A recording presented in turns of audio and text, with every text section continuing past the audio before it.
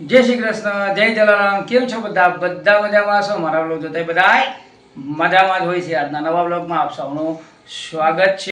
ખાસ બાબતે જણાવવાની કે જે શ્રીએ જે અંબા મનોરથ અને નવ મનોરથ વિશે જે સંપૂર્ણ માહિતી આપી છે તેનો અલગથી વિડીયો હું મૂકી રહ્યો છું।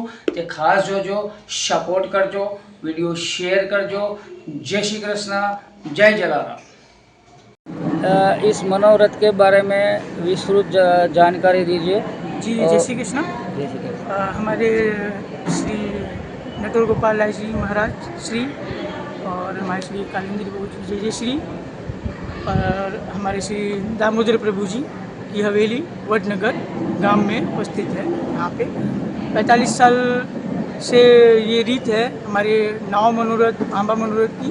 जब से हमारे बाबा श्री नटवर गोपाल लाल जी यहाँ पे हमारे दामोदर प्रभु जी को पधराए तब से 45 वर्ष से हमारे यहाँ नौ मनोरथ आमा मनोरथ से उत्सव वगैरह होते हैं। हर साल की रीत है और बहुत दूर दूर से वैष्णव यहाँ पे आते हैं और कीर्तन सत्संग भजन करते हैं और ठाकुर जी की झांकी दर्शन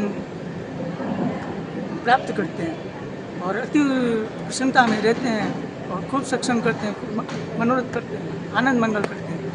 और आज आप हमारे यहाँ दर्शन तो किए होंगे ठाकुर जी के, कैसा बहुत लगा? बढ़िया, बहुत बढ़िया, बहुत बढ़िया, प्रसन्न हो गया।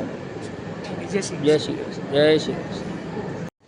અહીંયા લગભગ 12 વર્ષથી થાય છે, 45 વર્ષથી અને 45 વર્ષથી આ ઉત્સવ મનાવાય છે અને હવે તો હાઈફાઈ થાય છે અને અનેક વૈષ્ણવોનો લાભ લે છે। આમ ઉત્સવનો ભાવ એ છે કે પ્રભુ જે ઠાકુરજી બિરાજ્યા છે વ્રજમાં એ આમ આરોગવા માટે જ્યારે અમારે ત્યાં પધાર્યા તો આમ મનોરથ એટલા માટે કર્યો કે આમ આરોગ્ય છે। આમ તો ગુસાઈજીને ત્યાં આપણે ગાગા ગુરગટમાં અને ત્યાં વૈષ્ણવ હતા નાગજી ભટ્ટની યાનીથી આપે આરોગ્યને એની કાનીથી જ આ ઉત્સવો બધે ઠેકાણે આરોગ્ય છે।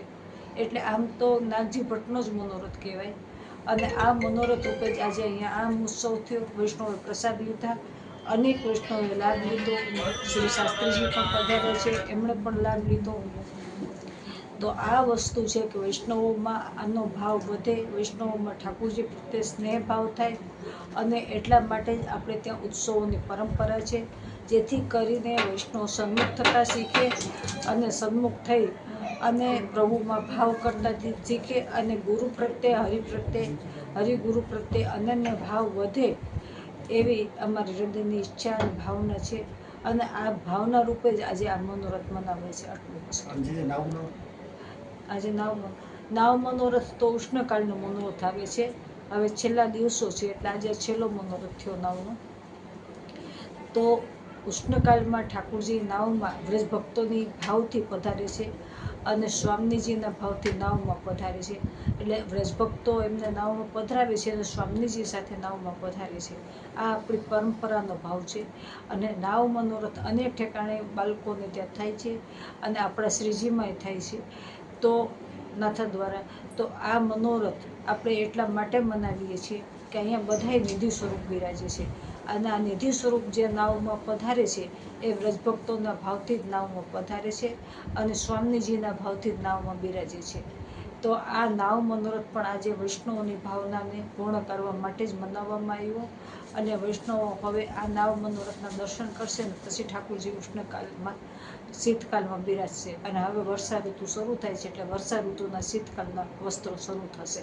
તો એમાં પછી ઠાકુરજીને રજાઈ દુલાઈ બધું આવશે, હજી તો વાર છે દેવ ઉઠી એકાદશીથી। તો એ મનોરથો ત્યારે થાય છે અને પ્રભુ અત્યારે નાવ મનોરથ છેલ્લો ગ્રહણ કર્યો કે એ વ્રજભક્તોની આડીથી આપ નાવમાં પધારે। વસ્તુ આ વ્લોગ આપને કેવો લાગે કમેન્ટના માધ્યમથી ખાસ જણાવજો. મારી ચેનલમાં નવા હોય તો લાઈક કરજો, શેર કરજો, કમેન્ટ ખાસ કરજો. સબસ્ક્રાઇબ કર્યા વગર જવાનું નથી, સબસ્ક્રાઇબ આપ પણ કરજો, બીજાને કરાવજો. મારી ચેનલમાં ધાર્મિક વ્લોગ ખાસ જોવા મળશે. રોજ માટે મંગળા આરતીના દર્શન આપણને જોવા મળશે, રામ મંદિરના દર્શન જોવા મળશે, એ સિવાયના વિવિધ પ્રકારના ધાર્મિક સ્થળોનું દર્શન આપને મારી ચેનલના માધ્યમથી જોવા મળશે, દર્શન કરવા મળશે. વિડીયો શેર ખાસ કરજો. જય શ્રી કૃષ્ણ, જય જલારામ.